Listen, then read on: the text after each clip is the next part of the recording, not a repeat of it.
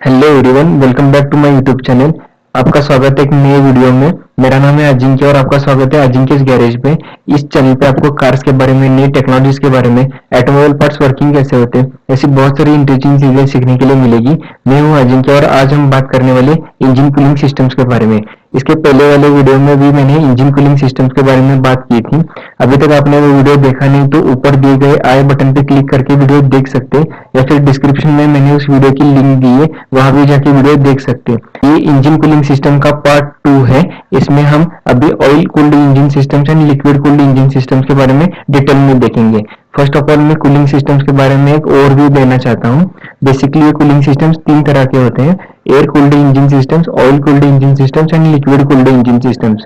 Air cooled engine systems होते हैं उसको कन्वेंशनल कूलिंग सिस्टम्स भी बोलते हैं, क्योंकि ये बहुत ही सिंपल होते हैं। ये एयर की वजह से हमारा इंजन कूल होता है। इसके ऊपर आता है ऑयल कूल्ड इंजन सिस्टम। ये थोड़ा सा इफिशियंट होता है as compare to air cooled engine systems. And next है लिक्विड कूल्ड इंजन सिस्टम। ये बहुत ही अपडेटेड कूलिंग सिस्टम्स है जो कि हाई सीसी के व्हीकल्स में हमें देखने के लिए मिलता है, और ये as compare to air cooled and oil cooled के मुकाबले बहुत ही इफिशियंट होता है। तो आज की वीडियो में हम डिटेल में देखेंगे कि एक्चुअली ये वर्किंग कैसे करता है।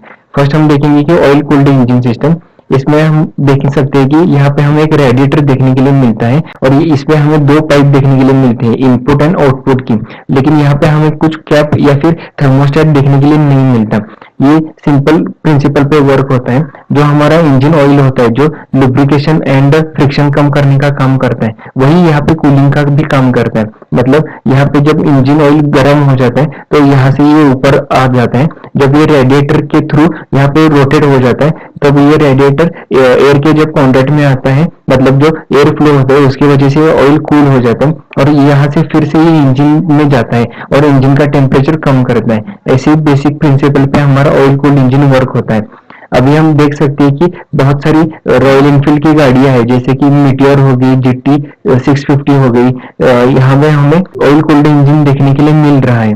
पहले वाली जो रॉयल एनफील्ड की थी क्लासिक सीरीज, मतलब 350 सीसी, 500 सीसी, इसमें हमें सिर्फ एयर कूल्ड इंजन देखने के लिए मिल रहा था। लेकिन अभी जो नई वाली गाड़ियां हैं इसमें हमें ये ऑयल कूल्ड इंजन देखने के लिए मिल रहा है। अभी हम देखेंगे कि लिक्विड कूल्ड इंजन क्या होता है। यहाँ पे आप देख सकते हैं कि मैं यहाँ पे लिक्विड कूल्ड इंजन की डिटेल डायग्राम दी गई है। इसमें बहुत सारे पार्ट इंपॉर्टेंट है एंड सबका एक अलग अलग इंपॉर्टेंट काम है। या इसमें फर्स्ट वाला होता है कि जो वाटर पंप, जो वाटर को सर्कुलेट करने का काम होता है। नेक्स्ट है वाटर जैकेट्स। ये वाटर जैकेट्स हमारे इंजन में लगे रहते हैं।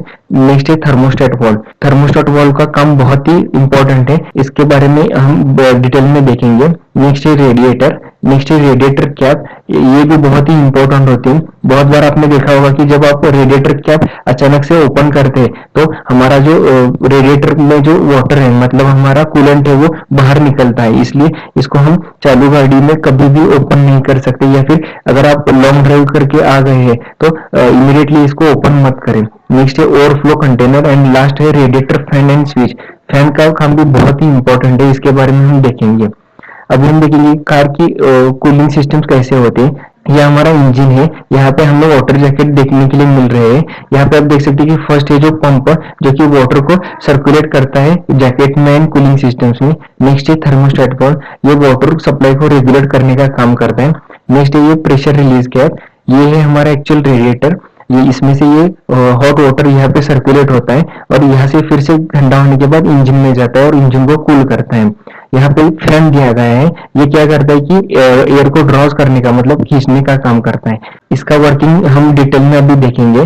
फर्स्ट हम देखते हैं कि थर्मोस्टेट वाल्व होता क्या है। इसमें हमें ये बहुत इंपॉर्टेंट कंपोनेंट देखने के लिए मिलेंगे। प्राइमरी वाल्व रहता है, ये सील रहता है। इसके बाद ये 4 सिलेंडर रहता है। इसके बाद ये स्प्रिंग रहती है जो कि ये वाटर फ्लो को स्टॉप करने का काम करता है। एंड नेक्स्ट है सेकेंडरी वाल्व।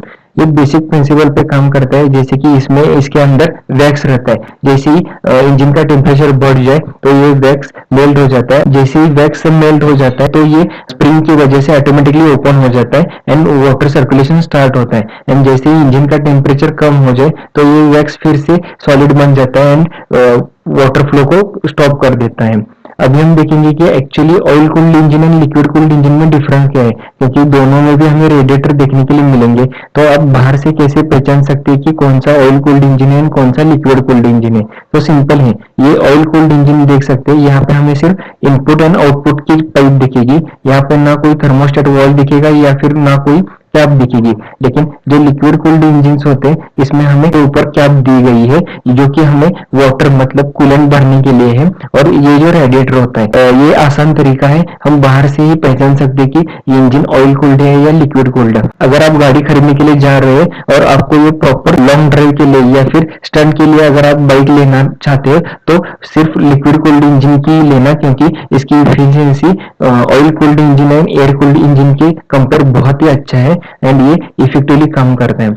अभी हम देखेंगे कि एक्चुअली वो वर्किंग कैसे करता है। आप यहाँ पे देख सकते हैं कि यहाँ पे हमारा रेडिएटर है, यहाँ पे फैन है, यहाँ पे वाटर पंप है एंड यहाँ पे हमारा इंजन है। जैसे ही इंजन का टेम्परेचर बढ़ जाता है तो हमारा ये पंप स्टार्ट हो जाता है और ये क्या करता है कि वाटर को सर्कुलेट करने का काम करता है। जब ये वाटर सर्कुलेट हो रहा है तो इसके बीच में आ जाता है ये थर्मोस्टेट वाल्व। ये थर्मोस्टेट वाल्व क्या करता है कि water flow on end of करने का काम करता है। जब ये ऑन करेगा तो यहाँ से वाटर ऊपर जाएगा और इस रेडिएटर में हमें ये वाटर सर्कुलेट होता दिखेगा, क्योंकि यहाँ से जो एयर आ रही है ये हमारे वाटर को कूल करेगी और ये ठंडा हुआ वाटर फिर से अंदर जाएगा। तो यहाँ पे दो क्वेश्चन इंपॉर्टेंट है कि यहाँ पे थर्मोस्टेट वाल्व क्यों दिया गया है और यहाँ पे फैन क्यों दिया गया है। थर्मोस्टेट वाल्व बहुत ही इंपॉर्टेंट है, क्योंकि अगर ये ना होता तो हमारा इंजन ऑप्टिमम ऑपरेटिंग टेम्परेचर पे जाएगा ही नहीं। मतलब अगर हमारा इंजन प्रॉपर टेम्परेचर पे गया नहीं तो इंजन ओवर कूल हो जाएगा। मतलब जब हम इंजन स्टार्ट करेंगे तो ये वाटर पंप ऑटोमेटिकली स्टार्ट होगा, ये वाटर को सर्कुलेट करेगा और ये हमारे इंजन को ठंडा करेगा। अगर हमारा इंजन ओवर कूल हो गया तो हमारे ईसीएम को लगेगा कि हम हार्ड जगह पे है या फिर ठंडी जगह पे है, इसलिए ये क्या करेगा, ये ज्यादा फ्यूल इंजन को सप्लाई करेगा, इसलिए अनबर्न्ड फ्यूल हमारे इंजन में रह जाएगा, हमारा माइलेज कम होगा एंड हमारे कंबशन पे भी ये अफेक्ट करेगा एंड ओवरऑल ये इंजन की इफिशियंसी पे इम्पैक्ट करेगा। तो ये ना हो इसलिए यहाँ पे हमें थर्मोस्टेट वाल्व दिया गया है। मतलब जब हम इंजन स्टार्ट करते तब ये हमारी कूलिंग सिस्टम स्टार्ट नहीं होती। जब हमारा इंजन प्रॉपर टेम्परेचर पे जाता है, मतलब ये कुछ भी हो सकता है 80 to 90 डिग्री सेल्सियस के बीच में, तब ये ऑटोमेटिकली इसके थर्मोस्टेट वाल्व के अंदर का जो वैक्स है वो मेल्ट होता है और ये वाटर का सर्कुलेशन स्टार्ट होता है और ये सिस्टम्स रन होती है। अभी नेक्स्ट क्वेश्चन है कि यहाँ पे हमें फैन क्यों दिया गया है, क्योंकि वैसे तो हवा यहाँ से आने वाली है तो ये हमारी वाटर को कूल करेगी, तो यहाँ पे फैन क्यों दिया गया है? क्योंकि बहुत बार ऐसा भी होता है कि आप घाट सेक्शन में गाड़ी चला रहे हैं या फिर ट्रैफिक पे खड़े हैं या फिर अगर आप सिग्नल पे खड़े हुए हैं, उस टाइम पे यहाँ पे हमारा एयर फ्लो तो नहीं होगा लेकिन इंजन का टेम्परेचर तो बढ़ रहा है।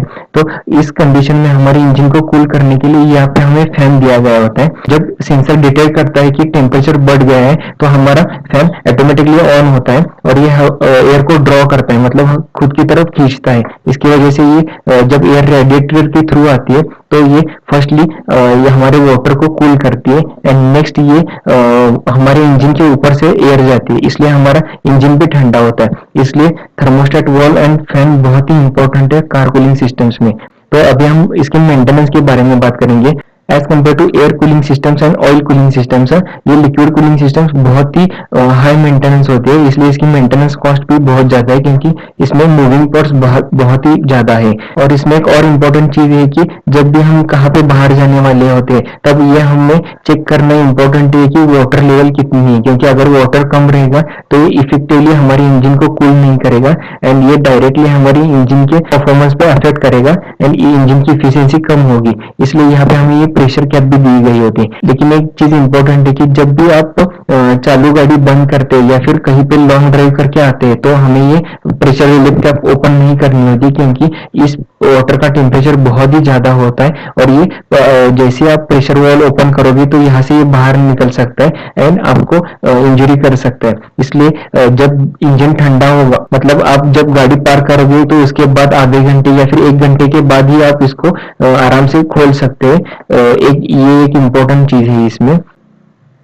लेकिन इसका एक और ड्रॉबैक है कि जैसे हमने यहाँ पे देखा था कि जो ये वाटर है वो पूरे सिस्टम्स में सर्कुलेट हो रहा है, तो बहुत बार ऐसे चांसेस हो सकते हैं कि जो हमारे ऑयल के सील्स है वो खराब हो सकते हैं, एंड ये जो कूलेंट है वो ऑयल में मिक्स हो सकता है, एंड अगर एक बार ये मिक्स हो गया तो वो पूरे ऑयल को खराब कर देता है। यहाँ पे आप देख सकते हैं कि बहुत बार ऐसा देखने के लिए मिलता है कि हमारे ऑयल का कलर है जो ये व्हाइट कलर का होता है। इसका मतलब ये है कि हमारा जो रेडिएटर का कूलेंट है वो कहीं से तो ऑयल में मिक्स हो गया है, एंड ये इसने पूरे ऑयल को डैमेज कर दिया है। तो ये हमारे इंजन पे बहुत अफेक्ट करता है, क्योंकि इससे इंजन का फ्रिक्शन बढ़ जाता है, टेम्परेचर बहुत ही बढ़ जाता है। इस वीडियो से अगर आपको कुछ सीखने के लिए मिला हो तो वीडियो को लाइक करो, चैनल पे नए हो तो चैनल को अभी सब्सक्राइब करो, इससे आपको आने वाली वीडियो सबसे पहले देखने के लिए मिलेंगे, एंड आपके फ्रेंड के साथ भी शेयर करो।